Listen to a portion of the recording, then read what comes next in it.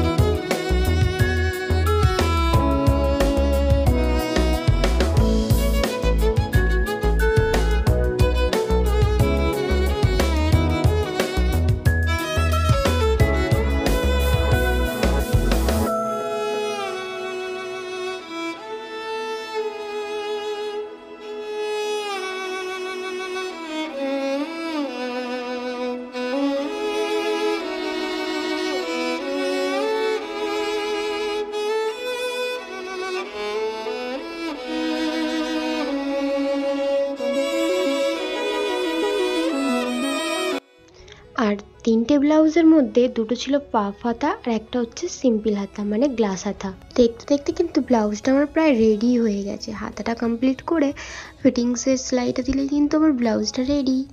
তো চলো, 1 নম্বর ব্লাউজ তো রেডি হয়ে গেছে, এবার দেখাই তোমাদের 2 নম্বর ব্লাউজটা।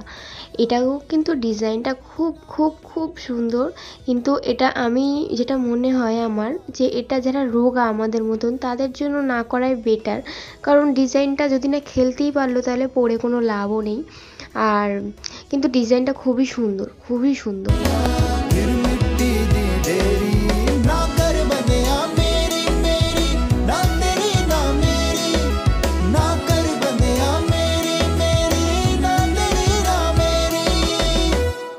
আর অরেঞ্জ কালার ব্লাউজটা করার সময় ক্যামেরা তো হয়তো অন করেছিলাম, কিন্তু ভিডিও চালু করতে আর হয়তো মনে ছিল না, তার জন্য ভিডিওটা তো তোমাদেরকে আমি ছবি শেয়ার করে দিলাম। আর যেটা ভিডিও করেছি সেটাই, যে বেগুনি কালারটা ভিডিও বানিয়েছিলাম, এটাও তোমাদেরকে শেয়ার করে দিলাম। কেমন লেগেছে কিন্তু ব্লাউজগুলো অবশ্যই কমেন্টে জানিও। তো আজকের মতন টাটা।